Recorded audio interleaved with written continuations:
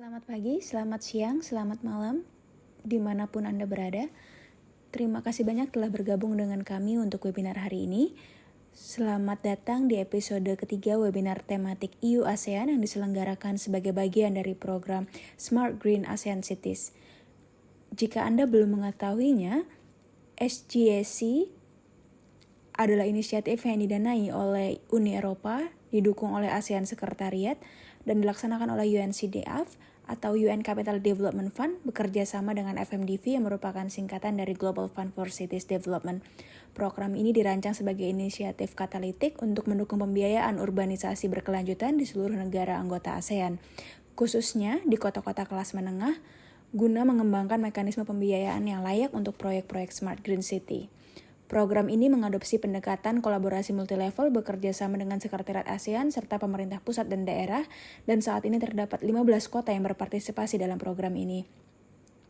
Melalui seri webinar ini, kami berharap dapat menawarkan kepada Anda peluang untuk mengeksplorasi spektrum pendekatan inovatif yang lebih luas, serta terhubung dengan rekan dan praktisi yang memiliki ketertarikan yang sama, dan terakhir untuk mempelajari dan mungkin mengadaptasi beberapa praktek baik. Jika Anda bersama kami pada webinar pertama, Anda akan melihat lebih dari 80 peserta dari 37 kota di 11 negara menghadiri sisi mengenai pengelolaan sampah. Dan kami menghadirkan pembicara dari Parma di Italia, Ljubljana di Slovenia, perwakilan dari Laos, serta para ahli GIZ dan GRED. Webinar kedua kami diadakan dan menghadirkan pembicara dari Samal Island di Philippines, pembicara dari Copenhagen, Denmark, perwakilan dari Aspelia, serta Asian Development Bank, dan kami memiliki lebih dari 120 peserta dari 57 kota di 22 negara.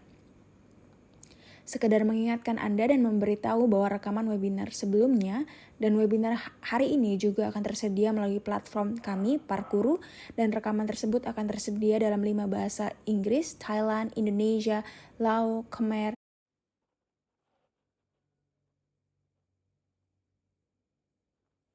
Kita mungkin bertanya-tanya mengapa mobilitas cerdas begitu penting, khususnya di wilayah ini.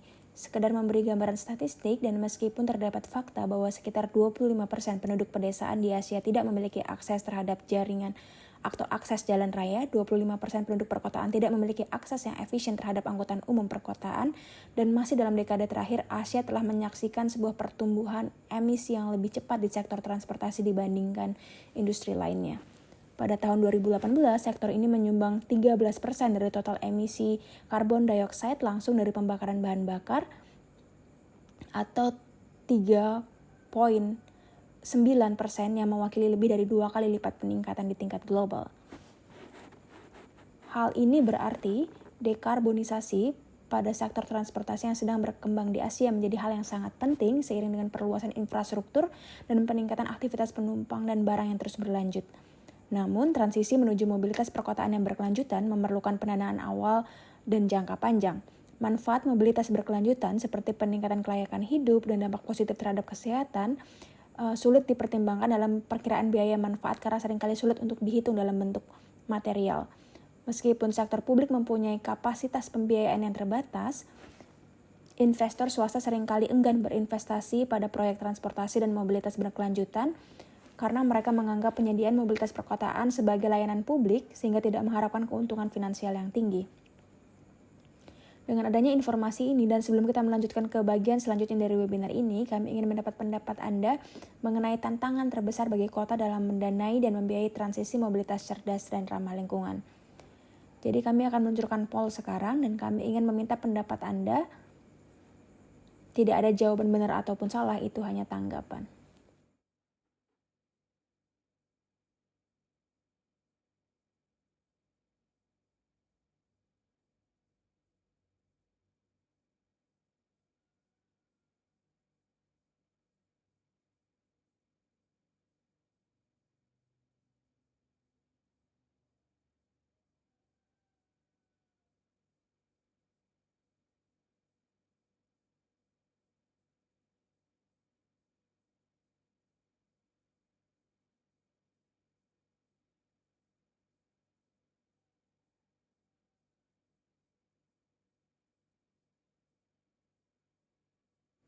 Jadi kami punya tanggapan kami. Terima kasih semuanya yang telah memilih.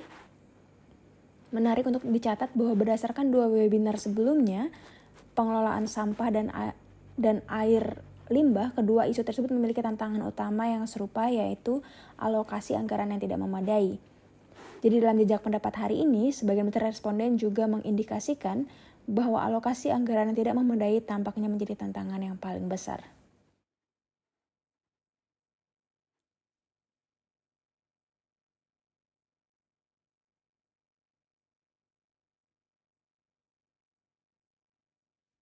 Untuk mengidentifikasi tantangan dan solusi inovatif dari perkotaan, saat ini kami memiliki sederet pembicara menarik yang mewakili 2 kota di Uni Eropa dan ASEAN, dan kota-kota tersebut telah mengembangkan pendekatan efektif untuk mendanai proyek mobilitas cerdas dan berkelanjutan mereka. Setelah presentasi, para pakar sektoral akan memberikan perspektif yang lebih luas dan menyoroti praktek terbaik dan kondisi pendukung yang dapat ditiru atau di mana Anda dapat mengambil inspirasi dari berbagai wilayah dan kota.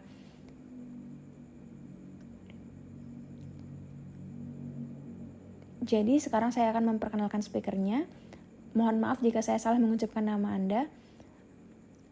Pertama-tama kami memiliki Bapak Michael Gloch Rechter, Senior Project Manager for Sustainable Mobility at the Free Hanseatic City of Bremen, Germany. Hari ini kami juga hadir bersama Bapak Abdul Afiq bin Muhammad, petugas perencana kota dari kota Ipoh di Malaysia.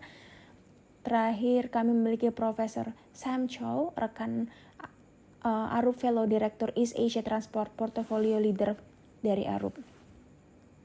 Jadi saya berharap webinar ini dapat menarik bagi kita semua. Saya berharap semua peserta meninggalkan webinar memikirkan peluang baru untuk menciptakan proyek mobilitas ramah lingkungan dan cerdas, dan juga memikirkan opsi pendanaan dan pembiayaan yang menarik dan inovatif yang dapat melampaui anggaran publik dan opsi pembiayaan utang klasik. Sekarang, saya ingin menyambut Bapak Michael dari Kota Bremen yang merupakan manajer proyek Senior Project Manager for Sustainable Mobility at the Free Hanseatic City of Bremen, Germany, untuk memberikan presentasinya.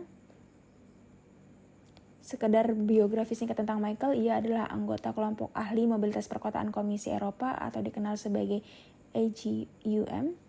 Michael juga memimpin kelompok kerja ruang kota berkelanjutan di Bremen. Ia juga memimpin banyak proyek percontohan yang diakui secara internasional di bidang mobilitas berkelanjutan, mulai dari berjalan kaki dan juga bersepeda. Dia mengerjakan zona sepeda pertama di Jerman dan juga mengerjakan kendaraan otomatis dan juga car sharing dan integrasi mobilitas bersama Bremen dalam pembaruan perkotaan dan perkembangan baru yang telah mendapatkan pengakuan dunia. Kepada Michael, dipersilahkan. Terima kasih banyak atas undangannya dan perkenalan yang sangat baik. Saya ingin membawa Anda sekarang ke Eropa, lebih tepatnya di utara Jerman, sebuah kota pelabuhan.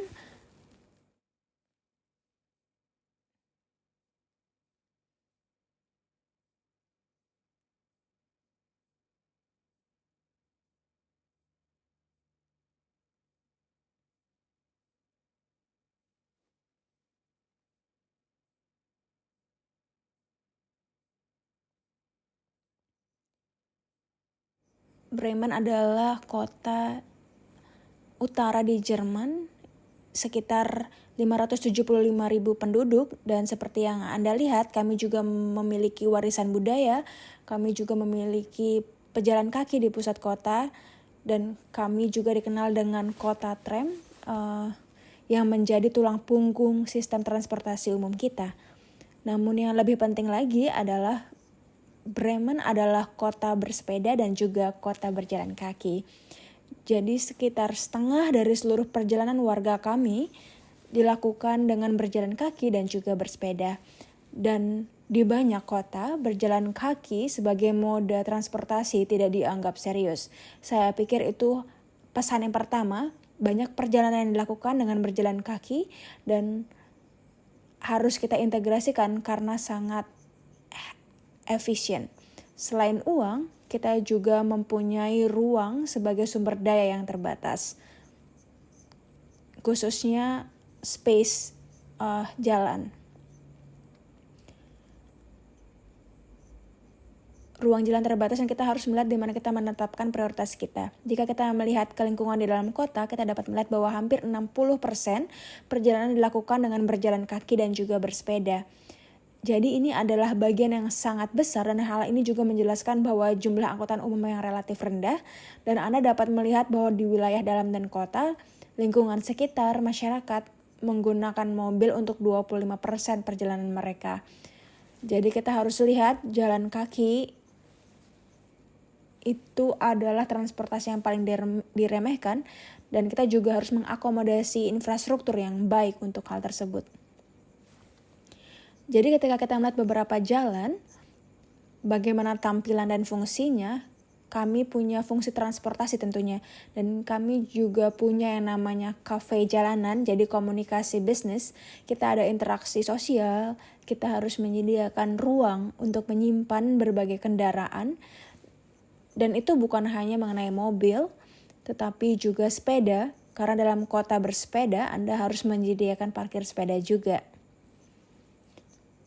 Anda dapat melihat ada angkutan umum dengan bus di latar belakang dan kami juga memiliki semua fungsi ekologis. Jadi pertanyaan tentang tumbuhan hijau, bagaimana menangani pengelolaan air dan sebagainya, itu semua juga memerlukan ruang. Jadi itulah semua hal-hal bersaing dan selain itu kita memiliki hal-hal seperti seni, orang yang tinggal di sana dan sebagainya. Angkutan umum di wilayah kami disubsidi dan diatur sedemikian rupa sehingga Anda memiliki satu sistem tiket, satu sistem informasi di seluruh wilayah. Tidak hanya kota, tapi seluruh wilayah yang lebih luas menggunakan satu sistem. Anda dapat melihat itu adalah sebuah aplikasi. Kami masih memiliki kartu pintar atau smart card. Sekarang semuanya akan menggunakan ponsel pintar. Kami ingin memiliki transportasi umum yang inklusif, yang juga tersedia saat Anda menggunakan kursi roda dan seperti ini, seperti foto di kanan atas di depan stasiun pusat kami, di mana kami memiliki lebih dari 100.000 orang setiap hari berpindah-pindah antara layanan kereta api regional, bus lokal, tram, bus regional, hingga sepeda, dan lain-lain. Jadi semuanya bersatu dan kita harus melihat ke wilayah ini juga. Dan sekali lagi, ketika berbicara tentang transportasi umum, 94% orang menggunakan jalan kaki untuk mencapai halte dan dari halte hingga ke tujuan akhir mereka. Jadi kualitas cara kita mengatur halte bus, halte tram, atau halte metro lainnya adalah bagian dari kualitas jaringan. Begitu juga pesan lainnya, lihatlah kualitas jalan setapak dari dan ke halte angkutan umum. Jadi berjalan kaki adalah bagian dari rantai perjalanan angkutan umum. Jadi mobilitas dimulai dari rumah. Itu dimulai di otak Anda, tetapi juga dimulai dengan kondisi di lingkungan Anda, dan di sini Anda melihat tantangan besar yang kita hadapi. Kami memiliki jalan yang sangat sempit dan terlalu banyak mobil, jadi kami harus menata ulang ruang jalan dan mengatur agar peraturan dipatuhi. Parkir mobil sangat emosional bagi banyak orang dan sensitif secara politik. Jadi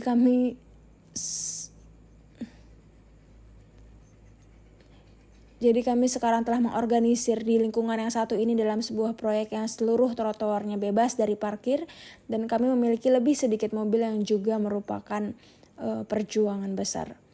Kita juga harus melihat bahwa jalan-jalan sempit juga harus difungsikan. Jadi para pengambil sampah mereka adalah penggemar berat kami dalam menata ulang ruang jalan. Tentu saja hal yang sama juga berlaku bagi petugas pemadam kebakaran. Jelas sekali bahwa mereka harus melewati apapun yang terjadi. Dan kita juga merupakan populasi yang sedang menua. Jadi kita mempunyai lebih banyak orang yang menggunakan alat bantu jalan ini. Kita menyebutnya rollator dan mereka perlu ditemani secara berdampingan.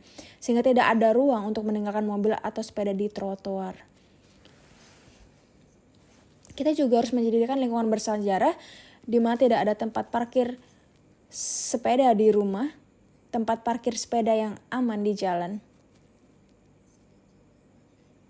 Dan di sini Anda dapat melihat bagaimana kami memanfaatkan ruang jalan di jalur tersebut untuk menyediakan parkir sepeda yang aman. Yes, dan kemudian sepeda sebagai moda penting perlu menghubungkan lingkungan sekitar. Oleh karena itu, infrastruktur yang baik dan aman untuk bersepeda sangatlah penting. Juga untuk mempertimbangkannya lampu lalu lintas secara adil, dan di sini gambar sebelum dan sesudahnya sehingga memiliki koneksi langsung. Dan hal baiknya di kota kita adalah hampir setiap pengemudi mobil juga pengendara sepeda, sehingga semua orang menggunakan sepeda. Jadi begitulah yang bisa kita lakukan lebih pada berbagi ruang jalan. Dan kota lain, Anda mungkin perlu memisahkan lebih banyak sepeda dan mobil untuk alasan keamanan. Kami menyediakan semacam jaringan jalan raya sepeda dalam kota dan kawasan juga untuk menyediakan koneksi yang cepat dan aman untuk bersepeda. Dan di sini Anda dapat melihat bahwa kami menata ulang ruang jalan yang kami ambil dari jalur mobil dan berikan kepada sepeda. Hal ini membutuhkan keberanian politik dan juga komunikasi yang baik agar masyarakat memahami bahwa hal ini demi kepentingan kota ketika kita memiliki lebih banyak orang yang bersepeda, dan hal ini merupakan kontribusi aktif untuk mengurangi kemacetan. Ini juga merupakan kontribusi aktif terhadap kesehatan untuk menjaga kesehatan masyarakat. Tentu saja kita mempunyai kondisi iklim yang sedikit berbeda dibandingkan kota-kota lain di dunia, namun hal ini penting untuk ditanggapi dengan serius. Ini adalah salah satu sambungan jalan raya sepeda kami. Bahkan kami menata ulang di beberapa jalan layang sehingga Anda dapat bersepeda melewati persimpangan daripada menunggu di lampu lalu lintas. Jika mau, Anda bisa naik level, namun di sini terlihat di sana jalur mobil diubah menjadi jalur sepeda. Jadi yang tadinya jalan layang mobil 2 jalur sekarang jadi jalan pintas bagi persepeda. Ya, sekarang kita sudah membicarakan secara singkat tentang alternatif selain menggunakan mobil. Tapi itu tidak menjawab pertanyaan apa yang kita lakukan dengan mobil yang diparkir. Dan itulah pesan kita kedua. Jika Anda menginginkan kota yang efisien, sebagai elemen inti dari kota cerdas, Anda juga harus memberikan alternatif selain memiliki mobil, dan itu sangat penting. Dan bagaimana kita melakukannya? Untuk mereklamasi ruang jalan, kami mendukung car sharing sebagai alternatif kepemilikan mobil. Hal ini dimulai di Bremen pada tahun 1990, lebih dari 30 tahun yang lalu, namun kini menjadi pilihan teknologi tinggi. Jadi biasanya Anda melakukan reservasi di aplikasi smartphone Anda, namun tetap bisa dilakukan secara online, dan untuk masyarakat tetap bisa menghubungi juga call center-nya. Kami memiliki banyak sekali stasiun berbagi mobil atau stasiun car sharing, dan Anda juga bisa memiliki akses secara elektronik. Dan kemudian Anda mengemudi dan mengembalikan mobil setelah digunakan ke stasiun. Penting, 80% pengguna car sharing kami tidak memiliki mobil. Jadi ini benar-benar menggantikan mobil pertama dalam rumah tangga. Dan setiap car sharing mobil di Bremen menghilangkan 16 mobil dari jalan raya. Jadi apa yang penting dari sudut pandang pengguna? Saya pikir apapun yang kita bicarakan, kita harus memahami kebutuhan nyata pengguna, dan di sini kita melihat betapa pentingnya ketersediaan mobil saat dibutuhkan.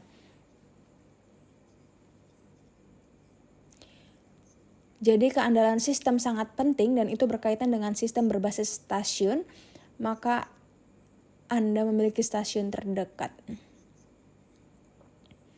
Memiliki stasiun antar moda tidak begitu penting, dan yang lebih penting lagi adalah memiliki mobil mewah.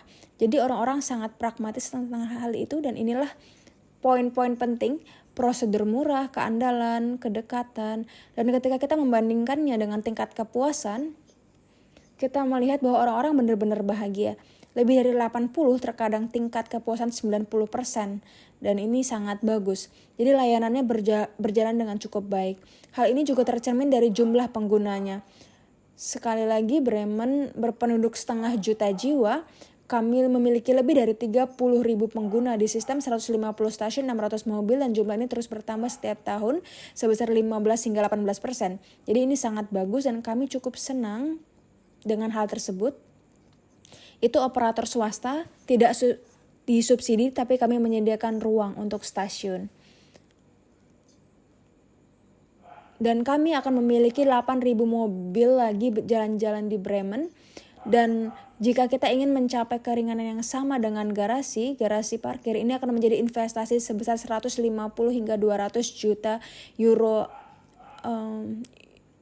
setara dengan lebih dari 200 juta dolar AS. Jadi sekedar memberi Anda gambaran, kami sebagai kota menginvestasikan sesuatu antara 1 dan 2 juta.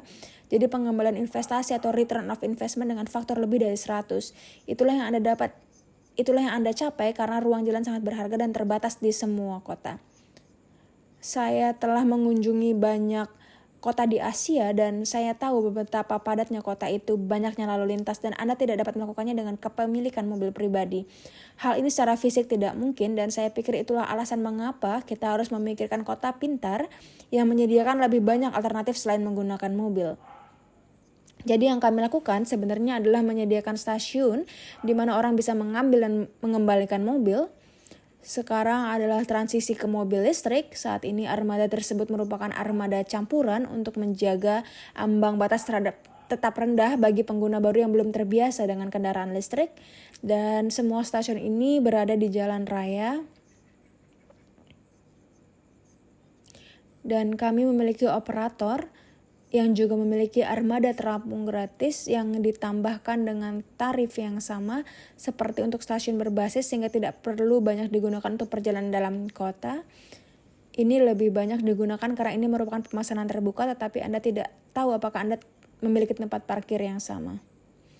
Poin terakhir adalah perkembangan baru. Kami tidak lagi meminta pengembang untuk menyediakan semua tempat parkir mobil. Itu tidak mungkin, dan jika kita mampu mengurangi parkir mobil, kita akan mempunyai perumahan yang lebih terjangkau. Parkir bawah tanah sangat mahal dan menghabiskan 15 hingga 20% biaya konstruksi hanya untuk menampung mobil, belum lagi biaya kepemilikan mobil. Jadi kita bisa menggabungkan perumahan dengan layanan mobilitas.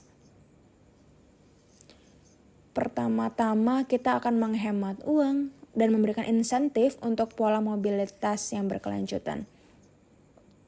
Ini cukup penting. Di sini Anda bisa melihatnya ada car sharing, juga bike sharing, sehingga masyarakat punya semua pilihan dan dekat dengan transportasi umum. Jadi itu yang ingin kami gabungkan dalam pembangunan secara keseluruhan. Mobilitas sangat emosional. Jadi promosi berbagi mobil kami bukan tentang menghemat uang, bukan tentang lingkungan, hanya saja sangat nyaman ketika Anda tidak perlu merawat mobil. Jadi itulah Udo, pahlawan komik kita, dan dia lebih memilih bersantai daripada merawat mobil karena dia adalah pengguna car sharing yang pintar. Yes, dan pelajaran yang dapat kita petik adalah kita semua mempunyai dilema ruang jalan. Semua kota di dunia mempunyai ruang jalan yang terbatas dan ini merupakan perjuangan besar. Dan kita membutuhkan ruang untuk semua fungsinya, termasuk menangani pengelolaan air hujan, pemanasan ruangan, dan sebagainya. Kita harus membicarakan berjalan kaki, bersepeda, dan transportasi umum sebagai elemen inti. Jangan pernah lupa berbicara tentang berjalan kaki, dan berbagi mobil adalah alternatif yang trendy untuk kepemilikan mobil di Bremen, dan keuntungannya adalah ketika Anda mengurangi permintaan akan tempat parkir karena ruang sangat berharga, dan Anda dapat memasukkannya ke dalam dolar, Anda dapat memasukkannya ke dalam rupiah, semua mata uang, lihatlah ruang yang seharusnya digunakan dan terbuang. Jadi inilah pesan dari Bremen. Terima kasih banyak atas perhatiannya dan saya nantikan pembahasannya dan juga kontribusi lainnya. Terima kasih.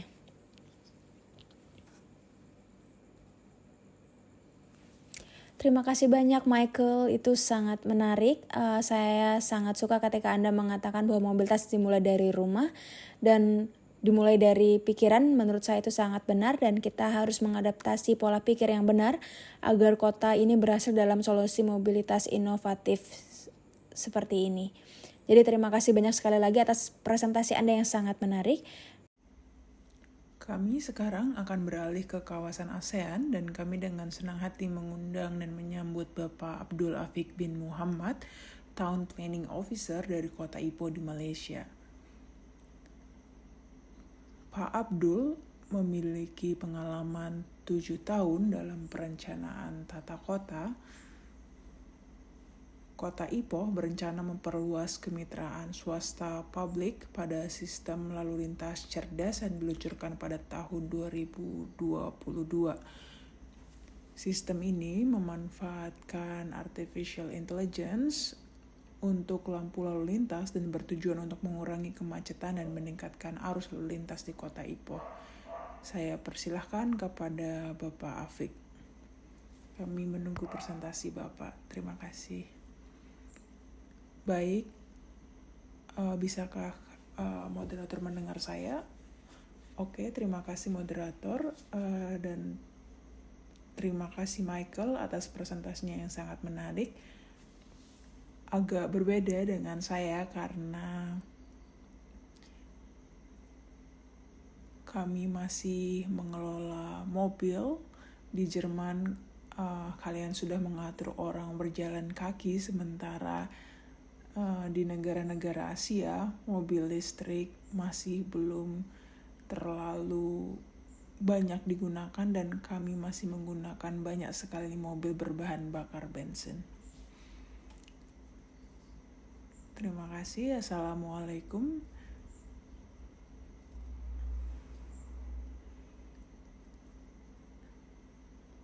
Salam untuk seluruh peserta, dan sebelum saya menyampaikan presentasi saya mengenai salah satu proyek utama kami di Kota Ipoh Smart City, yaitu lalu lintas pintar atau smart traffic, saya ingin memberikan gambaran di mana letak Ipoh di Malaysia.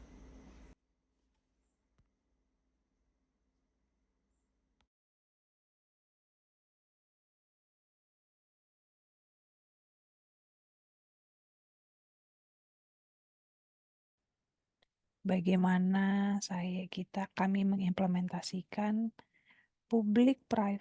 salah satu project public private partnership kami.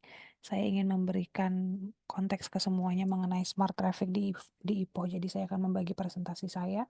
Pertama, saya akan cerita mengenai smart traffic, dan yang kedua bagaimana kami bisa melakukan hal tersebut dengan public private partnership kami. Kami sekarang ada dalam proses menghabiskan 2.0 ke jalan lain yang kami sudah identifikasikan untuk jalannya, dan nanti ada snapshot juga mengenai smart traffic analytic kami dan juga sistem pengenalan recognition. Kami sebutnya sebagai STAR, smart traffic, sistem pengenalannya, rekognisinya. Jadi kami sudah memilih jalan utama di Kota Ipoh dan sudah mengidentifikasi beberapa tantangan seperti misalkan traffic congestion, kemacetan yang memicu kepada polusi dan juga emisi karbon karena mobilnya kan pelan ya ketika lagi macet, dan penggunaan dari lampu merah konvensional memang jadinya menghambat kami untuk bisa mengadaptasi pola dari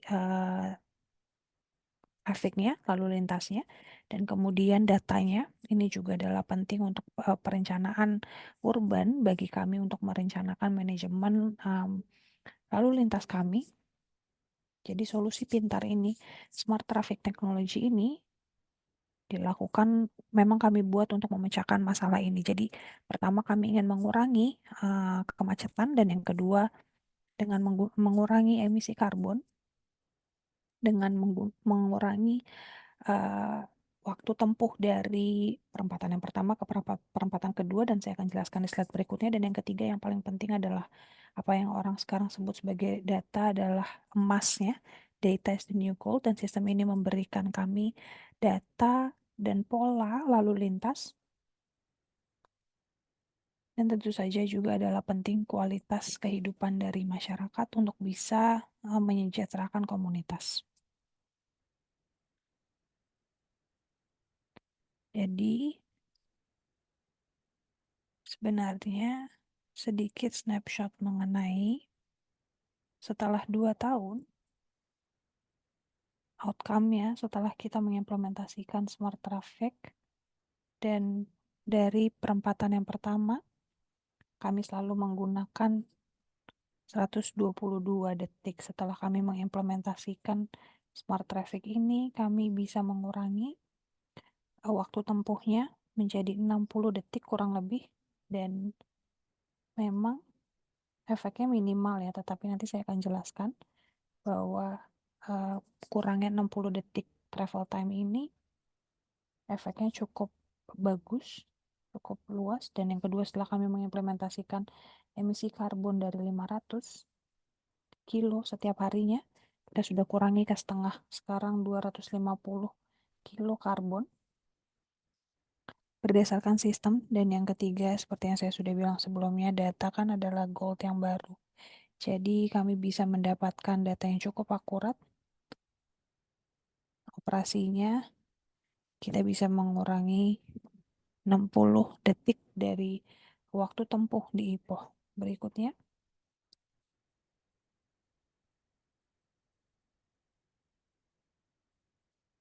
jadi ini adalah tujuan kami untuk proyek berikutnya, untuk mengekspansikan ke Smart Traffic 2.0. Jadi kami bisa dengan bantuan dari Smart SAGC untuk proyek ini, dan untuk membuat kontinuitas dari Smart Traffic ini berikutnya. Jadi ini adalah penemuan terbaru kami yang cukup menarik. Sebelumnya saya menjelaskan bahwa walaupun dampak dari 60 detik ini cukup kecil, tetapi dari temuan kami baru mendapatkan mengetahui bahwa hampir 32 juta per tahun kendaraan yang melewati jalan ini. Untuk rata-rata, yang biasanya rata-rata mereka sejam, kurang lebih 0,75 liter bahan bakar. Dan dengan sistem ini bisa menghemat hampir konsumsinya yang banyak ya, hampir ke 200 US dollar. Dan sebenarnya ini berdasarkan harga tergantung dari harga bahan bakar di setiap negara. Semakin mahal harga bahan bakarnya, semakin banyak yang bisa dihemat. Jadi bisakah dibayangkan, ini hanya pengurangan 60 detik dari waktu tempuh. Dan bagaimana kalau pengurangannya di lebih dari 60 detik. Jadi ini adalah temuan-temuan baru kami. Jadi bisakah seseorang dari Ipoh live feed? Saya akan tunjukkan live feature-nya dari Smart Traffic.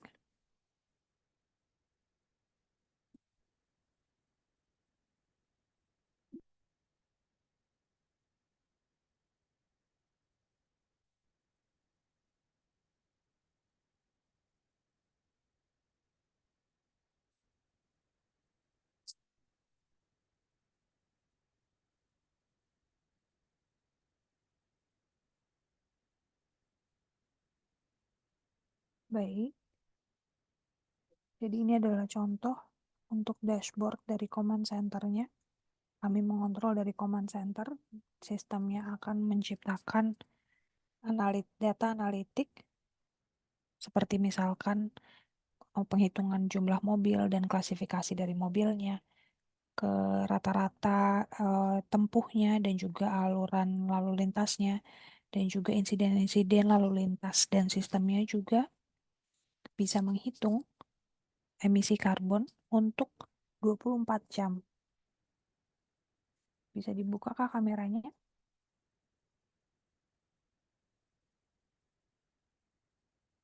Jadi ini adalah contoh display dari command center kami. Dari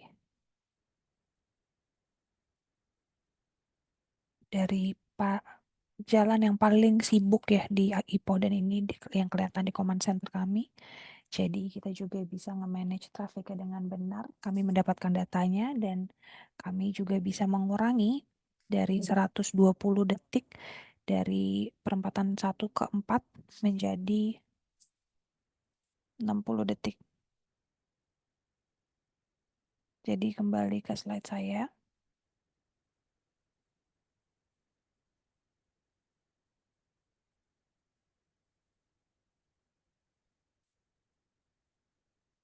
Jadi berikutnya.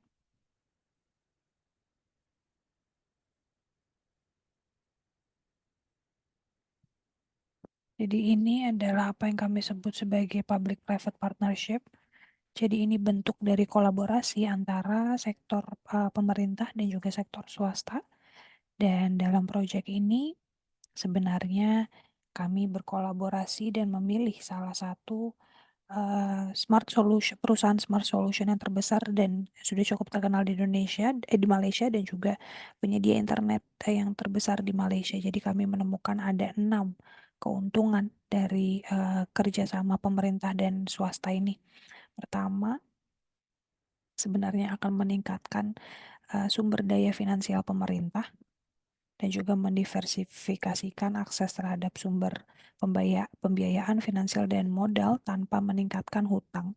Dan yang kedua adalah juga memberikan keuntungan kepada pemerintah dan juga manajemen, akan meningkatkan transparansi, misalkan pembiayaan, perencanaan biayanya, implementasi jangka panjang, dan juga keseimbangan resiko dan antara pemerintah dan swasta untuk merencanakan dan memitigasi resikonya.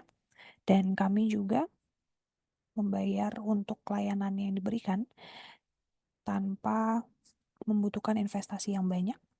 Dan kita juga bisa meningkatkan kapasitas pemerintah juga untuk bisa mendapatkan keuntungan dari expertise, keahlian dan juga transfer teknologi. Dan yang terakhir adalah efisiensi juga akan meningkat dan akan mempercepat delivery untuk dideliver kepada komunitas. Jadi itu adalah apa yang kami dapatkan dari kerjasama pemerintah dan swasta kami,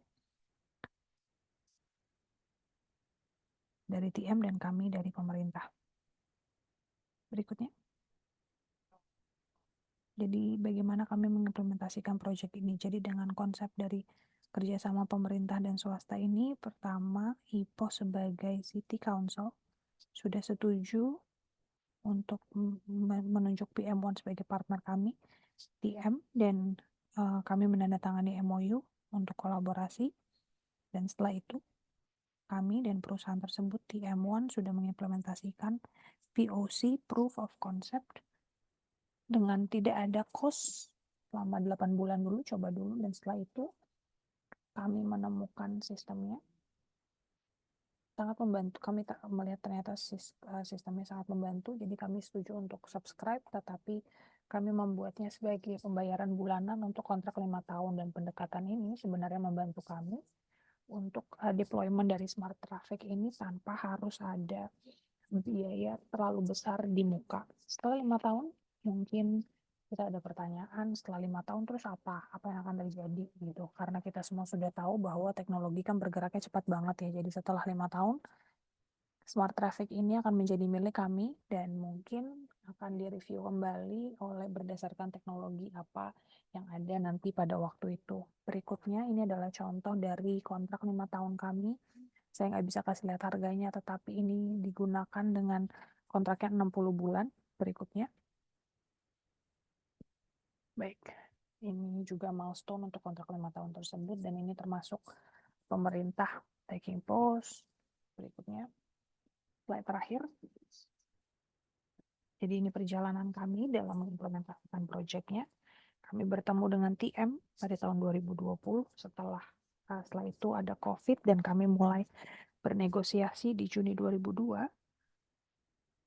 Dan proyek ini secara resmi diluncurkan oleh Kepala Wali Kota, dan setelah itu kami ingin mengekspansikan proyek ini dengan SJC untuk smart traffic yang kedua. Jadi menurut saya itu saja dari saya. Terima kasih untuk perhatiannya, dan boleh kalau ada pertanyaan silakan. Terima kasih. Baik, terima kasih presentasinya dari Kota Ipoh. Sekarang kita akan lanjut ke presentasi berikutnya ahli kita, tetapi sebelum itu kita akan ada poll yang kedua di webinar dan kolega saya akan nge-launching poll-nya. Ini boleh pilih lebih dari satu jawaban kok, silakan.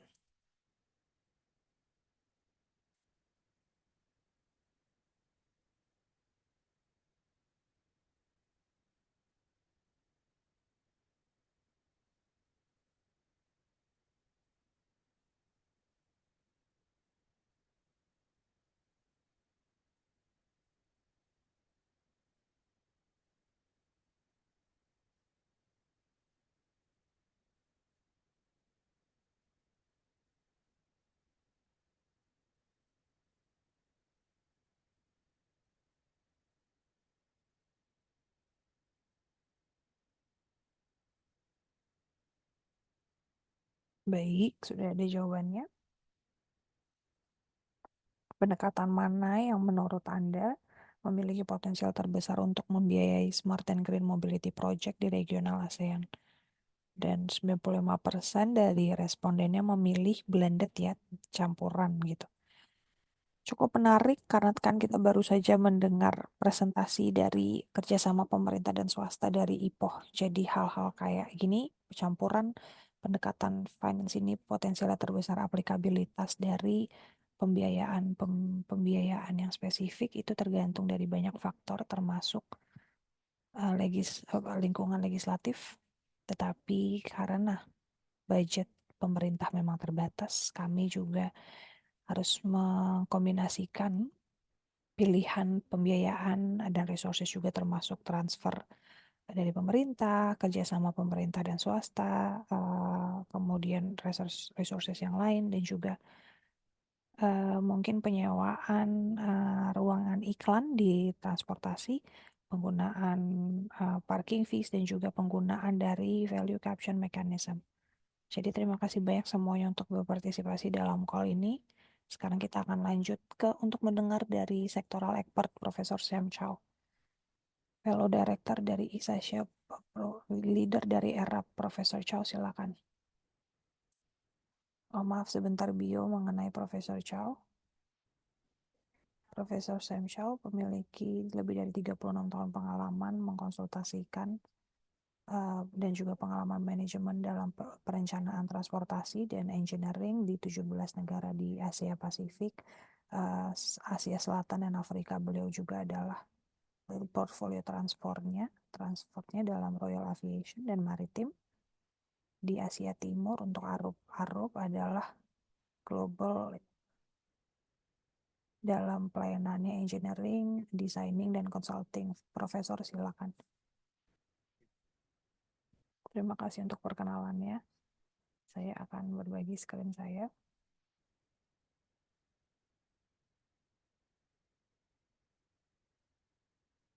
Sudah bisa lihat ya Bapak Ibu.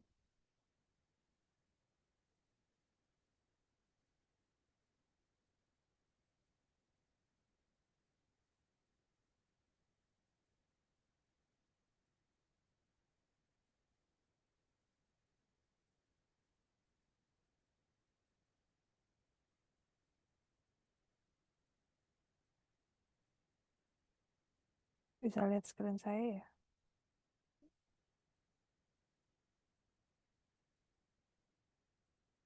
Jadi apakah sudah di mode presentasi?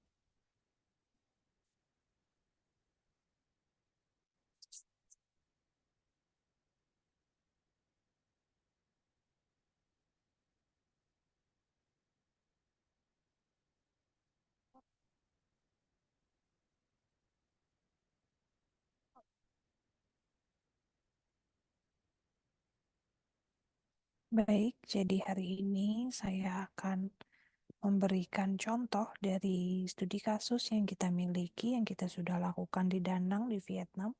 Ini adalah mengenai tidak hanya menggunakan pembiayaan sektor swasta untuk mobilitas, tetapi studi kasus mengenai apa yang kami sudah lakukan untuk World Bank di beberapa tahun belakangan mengenai dua level dari progres. Yang pertama adalah untuk secara formal membuat peta jalan nasional untuk e-mobilitas di Vietnam, dan yang kedua adalah level implementasi. Kami memilih kotanya untuk melakukan implementasi, strategi implementasi untuk melihat bagaimana mengimplementasikan e-mobility ini. Jadi seperti yang Anda lihat ya, smart mobility ini juga mengcover banyak hal ya. E-mobility adalah salah satunya dan adalah penting karena tidak hanya mengenai sumber energinya, tetapi dengan electric car, dengan softwarenya. Nah, ini akan menjadi sangatlah elemen yang sangat penting di e-mobility ini untuk ekosistemnya. Kita ngomongin mengenai V2V, X2X ataupun komunikasinya, dan juga ngomongin mengenai bahkan tidak hanya First, EV vehicles. Lots of things could happen with this one element.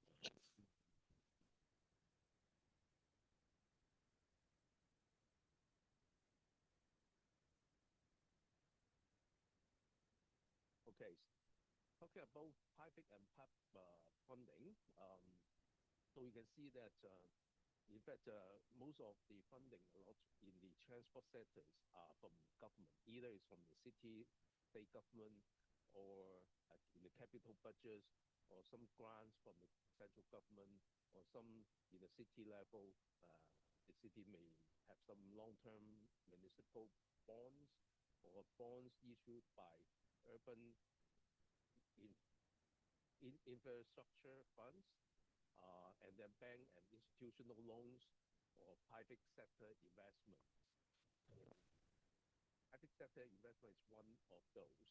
Of course, they are in different objectives. For the government, to make it viability, to decide to invest in memutuskan untuk berinvestasi di infrastruktur dan solusi mobilitas, jadi harus didukung oleh border pen, seperti misalkan pertumbuhan ekonomi atau pertumbuhan dari kota atau urbanisasi,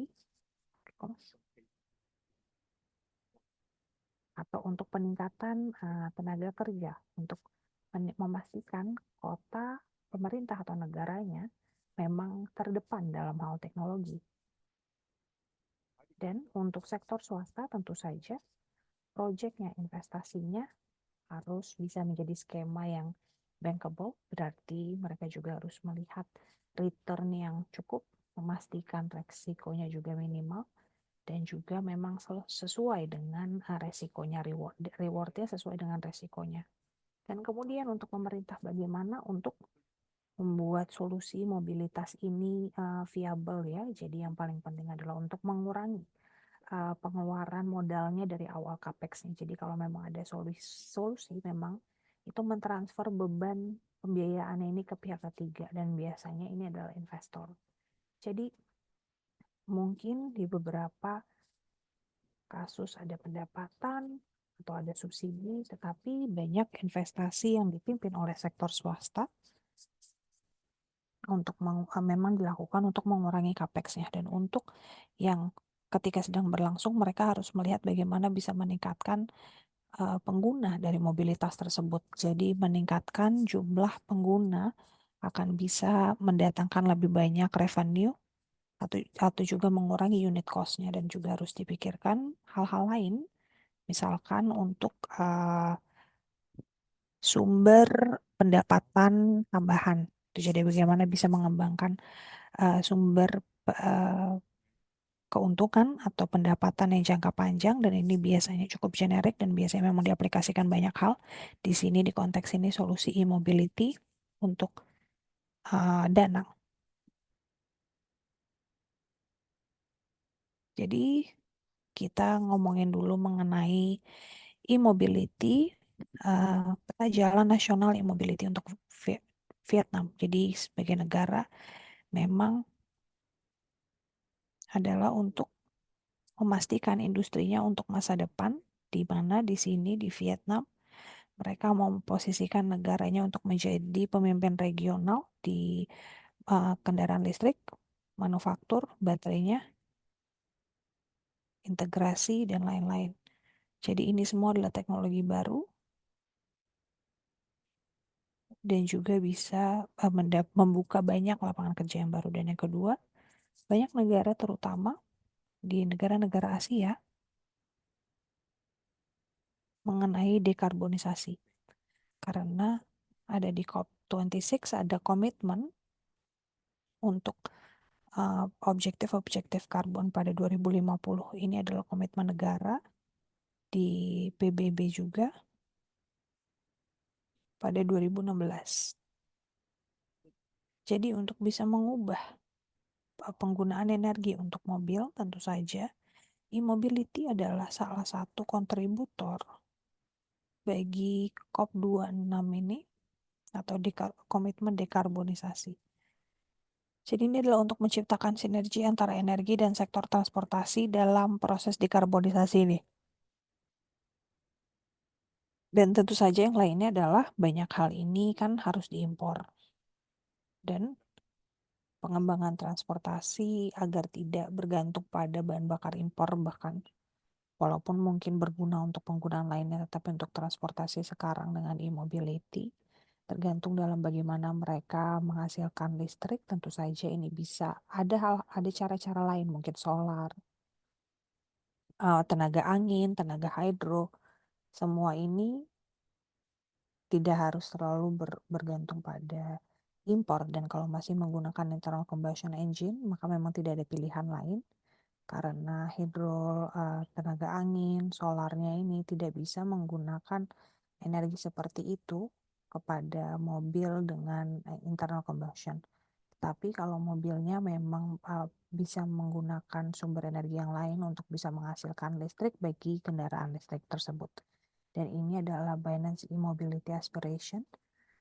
Dan ini adalah sesuatu yang saya juga mau fokuskan hari ini karena ada banyak hal-hal seperti nanti di rekomendasinya dari ada charging, ada infrastruktur dan lain-lain, dan juga mengenai pembuatan dayanya, energi integrasi. Tetapi saya hanya mau fokus hari ini ke bagaimana menggunakan PPP atau kerjasama pemerintah dan swasta dan partisipasinya dalam infrastruktur pengecasan. Jadi di sini bisa dilihat untuk infrastruktur, bahkan untuk kendaraan yang berbeda, ada siklus-siklus yang berbeda dan juga metodologi yang berbeda dalam pengecasan, dan durasi dari pengecasan ini juga beda-beda. Jadi bisa dilihat di sini untuk bus mungkin karena kebutuhan operasional memang mungkin harus pengecasannya harus lebih cepat ya, untuk mungkin teknograf ataupun auto rapid charging point. Untuk mobil swasta, mobil sendiri pribadi mungkin bisa dengan teknologi sekarang ini setelah di charge mungkin bisa 400-500 km tanpa harus ada ngecas lagi. Jadi ini adalah sesuatu yang bisa digunakan yang lebih mungkin dari rumah pengecasannya, yang tapi berarti memang harus parkir lebih lama atau mungkin di rumah sendiri. Dan kemudian untuk komersial yang kami sebut sebagai sesuatu di antara gitu ya, ini ada teknologi untuk kendaraan yang lebih kecil. Jadi ada battery swapping, pertukaran baterai. Jadi ada banyak metode-metode pengecasan sebenarnya. Jadi tidak hanya untuk peralatannya itu sendiri, tetapi juga ruangnya untuk parkir dan lain-lain. Dan semua ini juga harus diinvestasikan. Dan karena kenyamanannya memang nggak bisa di mana-mana taruhnya ya. Jadi karena awalnya jumlah pengguna itu tidak sebanyak chargernya. Jadi nggak bisa langsung gitu mendorong orang-orang untuk beli EV gitu, karena mungkin mereka sekarang sudah punya mobil yang lain atau sulit untuk mereka nemuin tempat charging dan harus nunggu lama kalau mau ngecas. Jadi mereka jadinya nggak akan ngebeli EV gitu, karena ini adalah sesuatu yang mungkin dibutuhkan untuk bisa sektor swasta bisa membantu juga dan ikut membantu dan mendukung. Jadi ini adalah bisnis model dalam infrastruktur pengecasan di strategi pembuatan untuk terutama infrastruktur pengecasannya. Karena kalau ngecas akan ada pendapatan dan akan ada hal-hal yang bisa di mana kita bisa punya bisnis modelnya, dan ini menjadi sinergi dari pemerintah, Pemda, ataupun pembuat manufaktur dari kendaraan tersebut. Jadi di sini ngomongin mengenai e-vehicle, pembuat manufaktur dari e-vehicle ada beberapa bisnis model.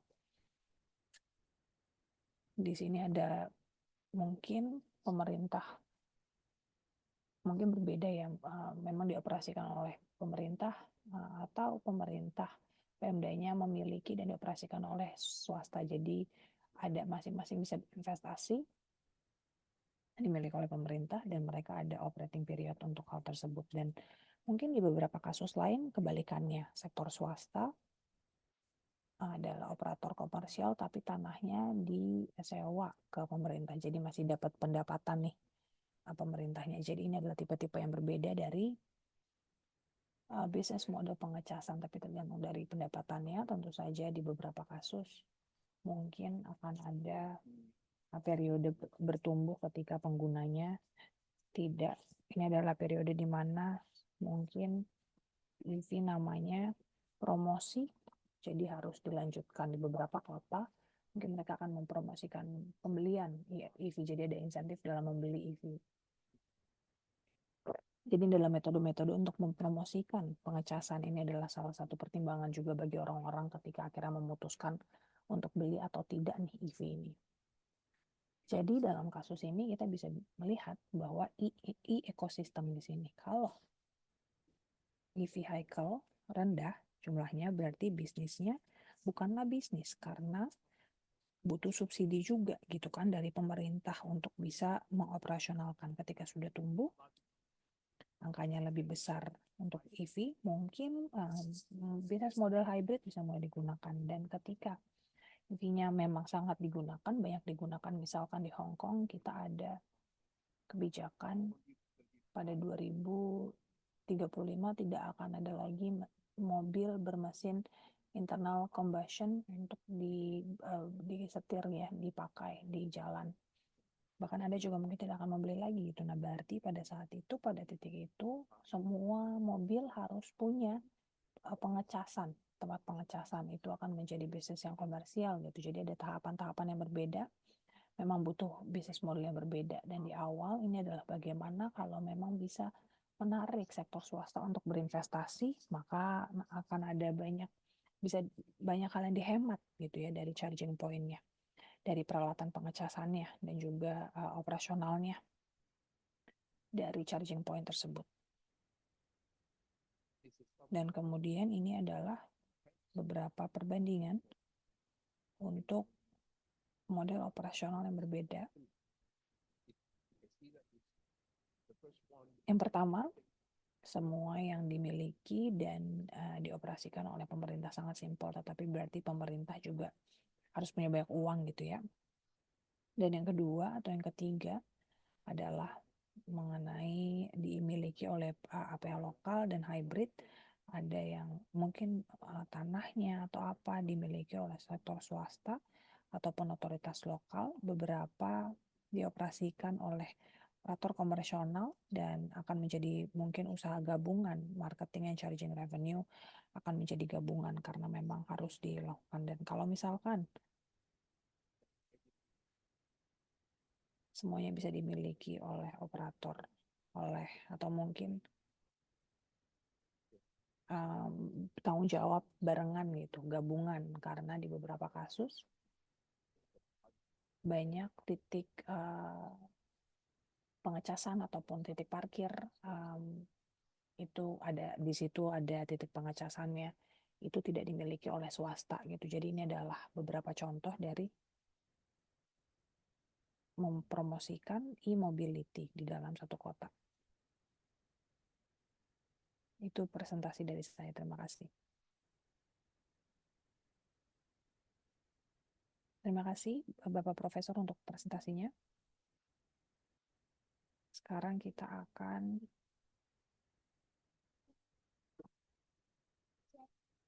sedikit perbagian pengalaman dari Bapak Khairil yang akan berbagi mengenai inisiatif Kota Kuantan untuk men-scale up titik pengecasan EV.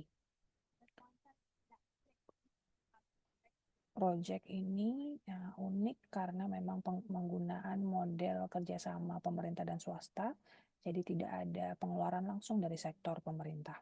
Dan Bapak Khairil, bolehkah berbagi mengenai progresnya dari project dan berelaborasi bagaimana berkolaborasi dengan sektor swasta, terutama mengenai pembiayaan dan juga aspek financing. Kita hanya pada 5 menit dan boleh kalau alokasi waktunya, dan kita akan lanjut ke Q&A setelah ini. Terima kasih. Baik, Ibu Moderator, untuk pembukaannya. Jadi di Kuantan kami tidak bisa mempersiapkan slide karena cukup terlambat. Kami mendapatkan informasi di program ini, tapi nggak apa-apa, saya akan berbagi hal-hal mengenai pengalaman kami, mengenai bagaimana. Bisa dengar saya ya? Oke. Jadi kami akan berbagi mengenai bagaimana Kuantan sebenarnya kami tidak membayar apapun di dalam proyek ini. Jadi sebelum saya manajemen wali kota kami ya, saya adalah kepala proyek di Kuantan. Dia nanya saya untuk membangun charger EV di Kuantan pada tahun 2021 waktu itu. Jadi pada saat itu kayaknya charger EV infrastrukturnya di Malaysia belum ada yang tahu. Bahkan di Kuantan baru ada satu kayaknya waktu itu, yang kayaknya satu perusahaan BMW kalau nggak salah di Kuantan. Jadi tidak ada fasilitas untuk ngecas mobil sebenarnya. Jadi saya coba mendapatkan suppliernya, mencari suppliernya, dan untuk meringkas saja, kami tidak bisa ya, karena kan pada saat itu teknikalitasnya sulit dan juga resiko-resikonya juga. Setelah beberapa kali ada nih satu perusahaan yang kembali ke Kuantan bilang, mau nggak peluang bisnis nih majelis dan perusahaan kami untuk membangun charger EV, karena mereka melihat peluang karena majelis Kuantan ini memiliki tempat parkir publik gitu, umum. Jadi ada 25.000 tempat parkir di Kuantan. Jadi mereka mau membangun sistem charging, pengecasan pada public parking ini. Ini di 2022. Kami mendiskusikan hal-hal seperti ini. Jadi dari situ kami duduk bareng dan kami minta buatkan proposal. Jadi mereka membuatkan proyeksinya, mereka ngitung-ngitung gitu ya, dan kemudian mereka ngasih kami 3 saran. Yang pertama JV 70-30, mereka taruh total cost-nya, mereka yang bayar, dan kami juga akan berpartisipasi dengan taruh uang. Dan kemudian yang berikutnya adalah kami beli dari mereka modelnya, dan kemudian mereka memiliki semuanya, own semuanya. Jadi biasanya majelis local council mereka nggak mau ngambil resiko gitu ya. Jadi kami memutuskan, oke, kami menerima proposalnya dengan pilihan yang ketiga tadi. Mereka bayarnya semua dari mereka, dari sisi mereka, dan kami memberikan keuntungan untuk mereka. Jadi kami saya akan jelaskan bagaimana kami melakukannya. Kami memberikan mereka 37 public parking untuk mereka membangun fasilitas pengecasan EV. Pada saat itu 2022 kami ngomongin hanya AC ya, karena direct charge waktu itu cukup mahal dan peraturannya belum ada. Di 2022 peraturannya belum ada. Ketika kami mau ke TNB, Malaysian Energy, mereka belum bisa ngomong apa-apa. Sama juga dengan Komisi Energi, mereka nggak bisa komen pada saat itu. Tetapi karena kami juga otoritas lokal, badan lokal, pemerintah, daerah, G2G, government to government, jadi lebih mudah gitu.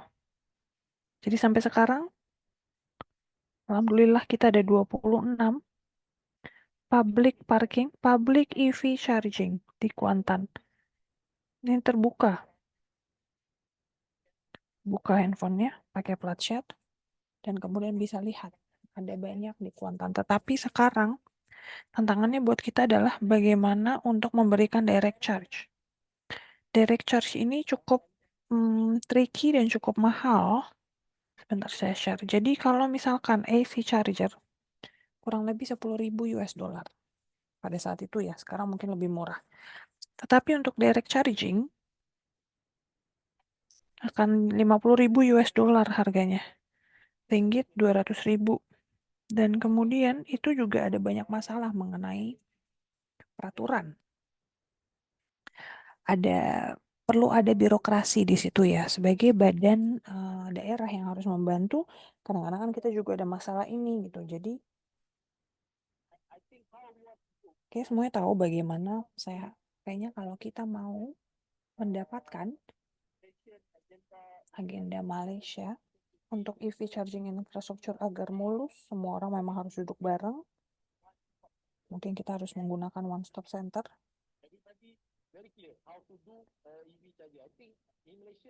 Oke, di Malaysia ada banyak charger EV yang tidak terregulasi oleh pemerintah. Jadi kalau boleh jujur,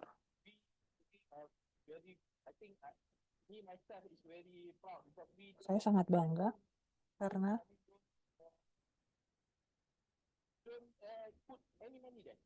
kami nggak keluar uang sama sekali.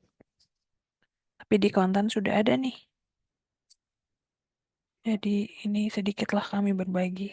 Tantangannya memang ada di situ. Semuanya tahu. Tetapi untuk meyakinkan pemerintah dan swastanya juga satu hal ya. Pemerintahnya juga harus ada give and take gitu. Sebagai inisiatifnya kami sebenarnya juga menyewakan ke mereka 440 ringgit per bulan. Karena mereka mau lihat kan apakah ini, kalau ini memang menguntungkan ya nanti kami juga akan ikut gabung gitu kan. Penyedia pengecasan EV ini tujuannya, tetapi untuk sekarang cukup. Jadi waktu saya juga habis, saya harap sharing saya ini, penjelasan saya ini bisa membantu. Terima kasih. Terima kasih untuk berbagi pengalamannya di Kuantan. Mungkin satu pertanyaan saja. Atau adakah feedback dari para ahli kita atau presenter sebelumnya? Dari pengalaman Anda ketika ada ngomongin perundang-undangan ya, gimana caranya? Karena kan masalah perundang-undangan ini memang sangatlah menantang ya. Butuh banyak waktu juga. Jadi mungkin Profesor Chow atau Michael mungkin bisa share bagaimana kota-kota bisa meyakinkan kementerian atau pemerintahnya untuk bisa mengadopsi pendekatan-pendekatan baru. Mungkin baik mendengar dari kalian. Baik, menurut saya ada banyak metode dalam mendorong promosi dari EV. Saya bisa berbagi contohnya dari Hong Kong.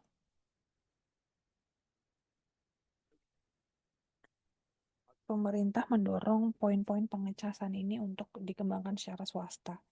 Di tempat parkir kalau memang tidak menginstal titik pengecasan, GFA, dan car parknya akan,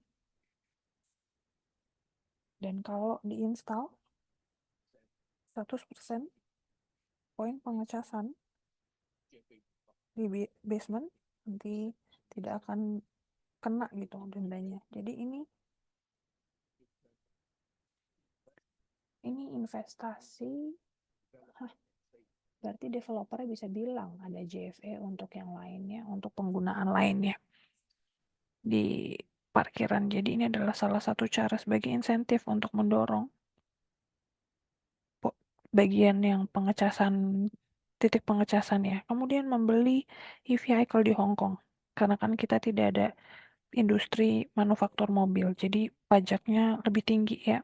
Tapi kalau beli EV, ada diskon yang cukup besar dalam pajaknya. Nah, kalau pakai lebih dari 10 mobil yang udah lebih dari 10 tahun umurnya terus diganti dengan EV, jadi tidak ada peningkatan jumlah mobil. Jadi penukaran mobil yang lama ini jadinya ditukar ke EV. Nah, insentifnya cukup lebih besar lagi ya, misalkan bisa hemat 1/3 gitu, atau 1/4 dari harga mobil di Hong Kong. Jadi ada banyak cara, tidak hanya selalu infrastrukturnya, tetapi ada juga banyak insentif untuk mendorong penggunaan EV. Dan di mainland China, setelah COVID kan saya pergi ke sana. Bahkan saya belum ke sana 3-4 tahun ya karena COVID. Kemudian saya lihat bahwa semua taksi, semua Uber,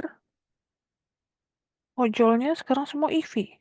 Dan saya nanya, kok cepet banget ya di beberapa tahun gitu. Masa udah begini aja, udah sampai 100%. Dan itu satu hal yang penting adalah mereka ada 2 level ya untuk listrik. Ngecasnya level malam-malam murah banget. Jadi semua taksi bisnis-bisnis mereka ngubah ke EV karena menghemat di bagian operasinya, biaya operasionalnya. Jadi ngecasnya malam-malam karena harga listriknya lebih murah gitu kan. Jadi nggak perlu dipaksa juga dari pemerintah.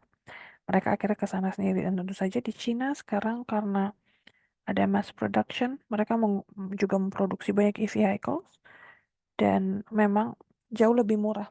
Mungkin $10,000 atau $15 bisa langsung beli mobil dan bisa berbisnis gitu. Jadi ini menjadi seperti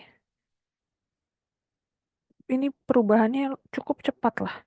Jadi untuk negara lain ada banyak kok yang bisa digunakan dari sisi pajak, dari kebijakan, dari bangunan, dari infrastruktur pengecasan, dan juga di banyak kasus di Vietnam mungkin, karena di Vietnam ada manufaktur mobil. Sekarang mereka 100% EV ya. Tentu saja mereka pasti akan mencoba mendorong, mungkin akan berinvestasi dalam infrastruktur pengecasan, mempromosikan orang-orang untuk memastikan kalau beli EV akan tetap nyaman gitu, nggak akan sulit. Jadi menurut saya dengan teknologi tidak perlu juga ngecas lama-lama gitu ya. Mungkin hanya 5 menit ngecas. Kayak kalau misalkan ke pom bensin aja dan bisa jalan 200-300 km gitu. Jadi udah waktunya untuk ngasih tau bahwa ini nyaman juga. Dan di banyak negara ngomongin mengenai mengubah pom bensin karena kan tidak akan banyak lagi yang pakai pom bensin. Mereka ngubah ke fast charging station. Jadi ada banyak hal yang bisa terjadi. Dan menurut saya ada banyak peluang juga nih untuk sektor swasta bekerja dengan sektor pemerintah. Sektor swasta mungkin bisa, pemerintah bisa kasih kebijakan, insentif untuk mendorong sektor swasta untuk berpartisipasi. Ya, cepat aja dari saya, 1 poin. Kota-kota kabupaten yang bisa lakukan untuk mendefinisikan atau zona-zona emisi rendah sebagai bagian pertama untuk mengeksklusikan kendaraan-kendaraan yang menyumbang polusi terbesar dan kemudian mengembangkan ini ke arah emisi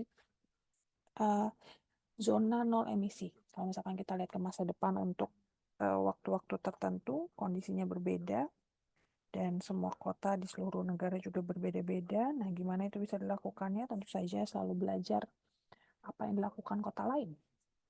Itu juga salah satu dari makna perjumpaan kita hari ini ya, untuk melihat apa yang berfungsi di luar sana, di negara lain, gimana itu diterima secara politik, secara media, dari warganya, dan dari bisnis. Dan kemudian satu hal lagi mau saya tegaskan, electric vehicle ini penting, tetapi tidak akan memecahkan masalah lalu lintas kita. Space yang ditempati oleh kendaraan listrik sama aja, bahkan lebih dari kendaraan yang sekarang. Ketika nanti kendaraannya lebih besar, ruang untuk parkir dan lain-lain, infrastruktur yang mahal itu memang dibutuhkan kalau kebutuhannya sama kalau kita pakai mobil listrik. Jadi idenya adalah lebih dari itu. Dan untuk menyatakan, oke, kita ada alternatif nih daripada kepemilikan mobil. Kalau memang kalian lebih banyak bepergiannya, public transport, jalan kaki, sepeda, ya udah.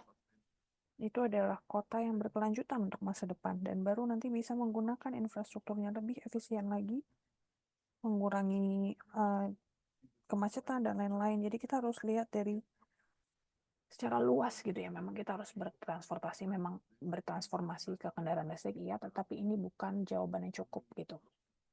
Kalau kita lihat untuk mengoptimisasikan alur lalu lintas di presentasi, tadi kita sudah lihat dari Abdul Afiq Muhammad tidak ada pertimbangan mengenai pejalan kaki. Di Smart City kan kita juga harus pertimbangkan ini untuk melihat semua moda transportasi. Saya nggak tahu jumlah kepemilikan mobil di kota Ipoh ya, tetapi saya bisa bayangkan semua orang mungkin di tahun dan beberapa dekade ke depan bisa beli mobil dan kita harus mengambil grup ini harus kita pertimbangkan juga dari perencanaan mobilitas kita gitu. Baik, terima kasih untuk Profesor Chow dan juga Michael untuk responnya dan untuk berbagi. Dan terima kasih sekali lagi Mr. Karel untuk sudah berbagi mengenai kuanta dan sekarang kita ada 10-15 menit untuk berdiskusi.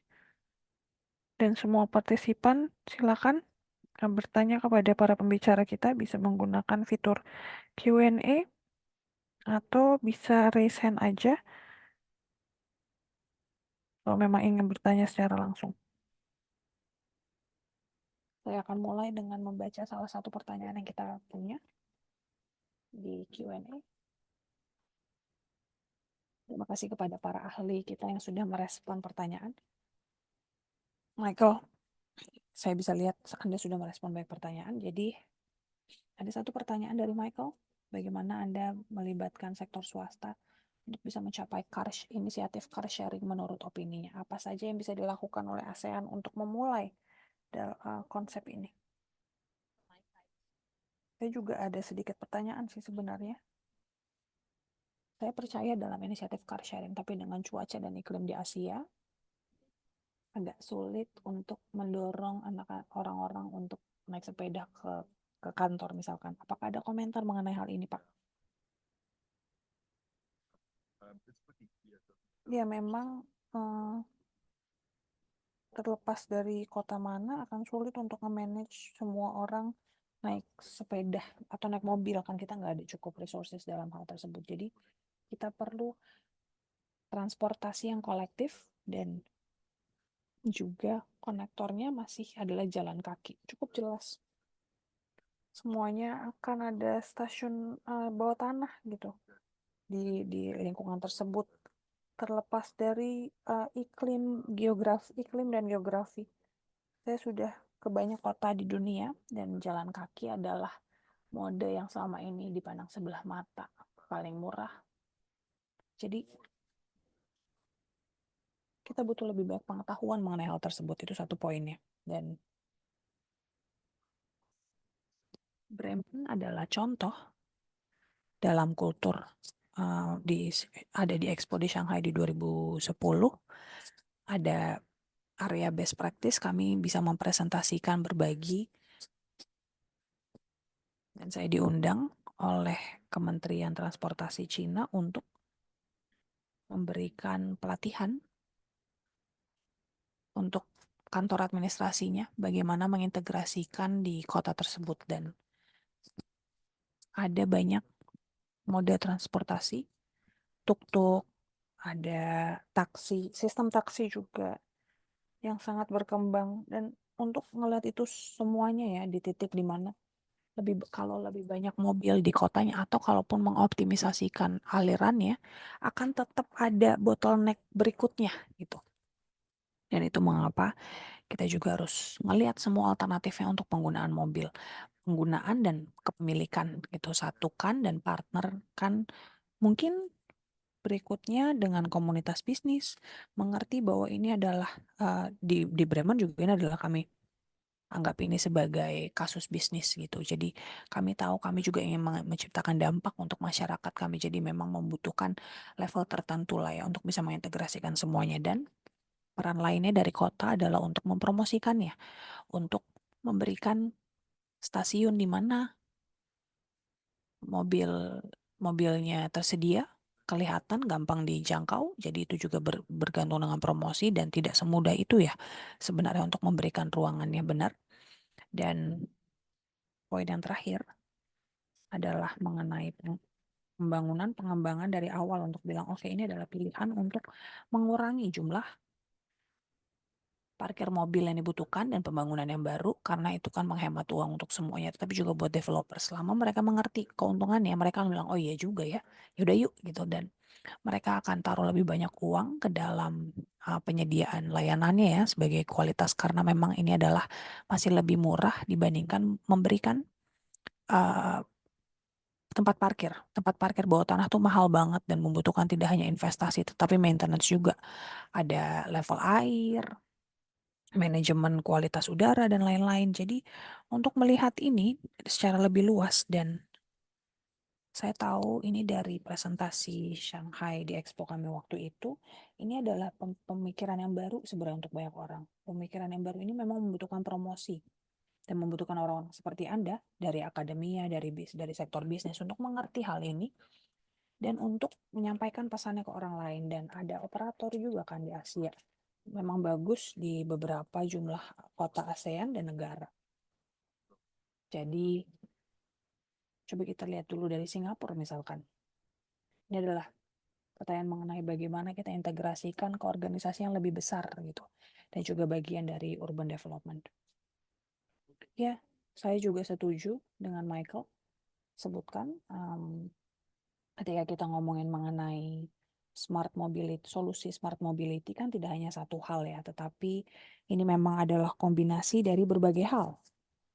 Satu hal yang perlu kita tahu, kita kan nggak bisa benar-benar hapus mobil, tapi kita juga nggak mau pengen semua orang pakai mobil ya, nggak punya ruang yang cukup, uang yang cukup, kualitas udara juga nanti berdampak kalau semuanya pakai mobil. Nah, saya ingat ada beberapa kolega US saya ketika saya kerja di perusahaan US, mereka harus ngecas 2 jam untuk mereka nyetirnya 2 jam untuk commuting. Sehari 4 jam gitu. Jadi itu kan menyulitkan juga. Nah, jadi di kota-kota besar kayaknya memang harus memberikan multimoda, sistem transportasi multimoda. Untuk banyak orang, mereka mungkin mau nyetir ya udah nggak apa-apa, tapi harus bayar gitu. Mungkin harus memberikan transport publik yang bagus di kota besar, misalkan metro contohnya adalah solusi. Saya baru ngecek Shanghai, sekarang ada 802 km jalur metro. Jadi bisa langsung sampai ke stasiun metro dan langsung ke kantor naik metro gitu. Ada sepeda publik juga untuk last mile-nya untuk dikendarai ke stasiun dan kemudian naik metro dan kemudian sampai ke stasiunnya dan kemudian bisa naik sepeda itu. Jadi ada beberapa kilometer dari stasiunnya. Tetapi kayaknya kalau dekat bisa jalan kaki gitu. Jadi ini adalah solusinya, dan tentu saja dengan semua moda transportasi ini kita juga ingin ke arah elektrik gitu kan ya. Kita baru-baru ini bekerja untuk Manila, kota-kota di Manila, Davao, Ho Chi Minh, Siem Reap, mereka ada semua EV, RT, e-bus skema ini semuanya ada oleh World Bank atau ADB. Jadi menurut saya ini adalah dari pemerintah, mereka sudah tahu bahwa oke, kita nggak bisa bergantung pada mobil. Untuk bus juga kita kan nggak harus ada yang bermesin diesel, mungkin ada yang EV bus gitu yang lebih bagus. Nah jadi buat saya kayaknya di sini kesimpulannya di Asia Tenggara intinya adalah gimana mereka bisa mendapatkan fundingnya, tentu saja dari ADB, dari World Bank, tetapi sesuatu yang juga tidak kalah penting adalah untuk mendapatkan ketertarikan dari sektor swasta. Dan ada juga pertanyaan, apa sih kriteria spesifik atau standar untuk kepada sektor swasta yang mereka pertimbangkan kalau mereka lagi ngeliat project. Tentu saja return dan resikonya. Resiko yang tinggi mereka butuh return yang tinggi, resiko yang rendah jaminan konstan, cash stream-nya konstan, ini sesuatu yang mereka suka gitu ya. Untuk investor yang jangka panjang, tapi untuk quick money-nya, mungkin mereka akan berspekulasi karena semua infrastruktur ini dilihat mereka bangun, udah itu bisa mereka tinggal. Berarti harus ada lingkungan politik yang stabil, kebijakan investasi yang stabil juga untuk para investor dan sektor swasta. Dan untuk poin pengecasan ini ada seseorang yang misalkan yang sangat tertarik nih ya, ada perusahaan listrik. Karena perusahaan listrik yang dihasilkan kan mereka ingin lebih banyak pengguna yang pakai gitu ya. Jadi mereka juga bisa mendorong promosi dari penggunaan e-vehicle, e-bus. Jadi mereka suka banget sih, pengen pasti ngeliat ke arah sana. Ini adalah salah satu investor yang mungkin juga bisa ditarik ya untuk titik pengecasan ini. Mungkin mereka akan install dan di-scan karena memang Anda adalah pengguna jangka panjang. Dan kalau ada titik pengecasan, nah ini adalah salah satu kemungkinan juga, nggak satu-satunya ya, tetapi salah satu lah. Dan bahkan saya juga lihat beberapa perusahaan minyak bumi dan bensin juga. Mereka ingin mendiversifikasi resikonya karena mereka nggak bisa bergantung hanya pada bensin. Jadi energi ini adalah sesuatu yang moda energi yang mau mereka investasikan kalau memang bisa ada return. Ini adalah salah satu atau dua jawaban dari pertanyaan tadi ya. Baik, terima kasih, Profesor. Oke, kita ada beberapa menit terakhir. Saya tahu kita udah kehabisan waktu. Mungkin satu pertanyaan lagi yang diarahkan ke Bapak Michael. Dan bolehkah mungkin jawabannya 1-2 menit saja. Pertanyaan dari Elvira adalah mengenai pembiayaan swasta untuk Bremen. Bolehkah elaborasi di kesulitannya yang ada dalam menarik sektor swasta untuk bisa membantu membiayai proyek dalam kota yang bertransisi ke kota hijau. Jadi cepat saja dan kita akan lanjut ke yang berikutnya dan kita wrap up. Baik, jadi ini memang dikembangkan dari sisi inisiatif swasta. Jadi ini adalah sebuah kasus bisnis yang kami dukung dan kami ingin melanjutkan ke area-area di mana ini belum menjadi sebuah kasus bisnis dan itu di mana kami taruh sedikit uang untuk waktu tertentu sebagai sebuah insentif. Kami juga harus melihat ini sebagai sistem mobilitas keseluruhan, nggak cuma bilang oke, kita pengen pembangunan independen seperti yang tadi Profesor Cho juga sebutkan dengan benar ya, ini adalah semua itu jadi satu dan kita ini menghadapi masalah yang sama. Ruangnya terbatas dan kita harus reorganisir, bahkan kita juga harus ngambil space. Kalau kita mau mempromosikan jalan kaki, sepeda, jalur bus dan taksi. Jadi untuk ada gabungan insentif dan disinsentif di sini. Jadi itulah yang kita harus berikan sebagai pesan yang jelas ke sektor bisnis, ke sektor swasta, bahwa iya mereka tahu nih, oke, di mana masa depannya nih, bisnisnya nih, ke arah mana, dan mereka nanti bisa berinvestasi, dan ini membutuhkan statement politik yang cukup jelas, dan pengalaman dalam perencanaan mobilitas ini saya akan taruh di chat nantinya, link ke versi bahasa Inggris dari perencanaan mobilitas kami yang berkelanjutan. Akan ada jawaban juga mungkin nanti di situ, dan boleh tanya saya follow up kalau ada yang masih kurang jelas. Baik, terima kasih atas responnya. Karena kita kehabisan waktu, kita ingin memberitahukan partisipan kalau ada pertanyaan yang belum dijawab, jangan khawatir, kami akan mendapatkan respon tertulis dari para ahli dan kami juga akan jawabannya akan kami akan taruh di Parkol website yang nanti akan diberikan aksesnya juga. Jadi kita sudah ada di akhir dari webinar ini dan kolega saya akan memberikan poll terakhir untuk hari ini. Dan kita juga ingin bertanya kepada Bapak Ibu sekalian, apa pesan utama yang Bapak Ibu bisa ambil, pelajari dari webinar ini. Sekali lagi tidak ada jawaban yang benar atau salah, kami hanya ingin mendengar dari perspektif Bapak Ibu.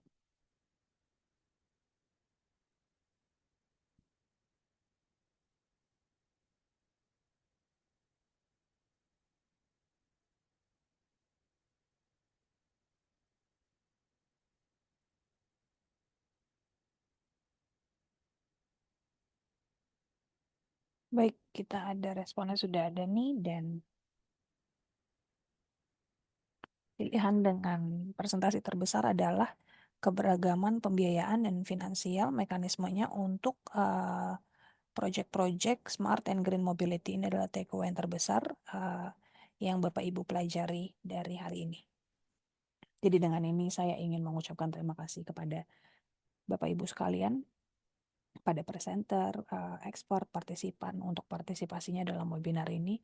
Kami harap ini bisa memberikan Bapak Ibu ide yang baru dan menginspirasi Bapak Ibu untuk bisa berlanjut ke arah solusi green, smart, dan inovatif ini. Dan kami juga dengan senang hati memfasilitasi koneksinya ataupun diskusinya ke depannya kalau memang dibutuhkan. Dan remark sedikit, kita juga akan ada webinar tematik kita berikutnya mengenai smart tourism di 5 Maret. Jadi silakan bagikan informasi ini dengan kolega Bapak Ibu dan praktisi yang lain yang mungkin tertarik dengan tema tersebut. Jadi sebagai pengingat, sekali lagi semua resources yang dibagikan di webinar ini akan diupload secara online bersama dengan recording di 4 bahasa yang disediakan hari ini, yang linknya nanti akan dibagikan kepada Bapak Ibu melalui email. Jadi kami senang sekali atas partisipasinya. Boleh isi formnya yang sudah dikirimkan dari chatbox. Dan melalui QR code-nya ini, silakan diisi ya Bapak Ibu. Terima kasih banyak untuk partisipasinya dan sampai ketemu tanggal 5 Maret. Terima kasih.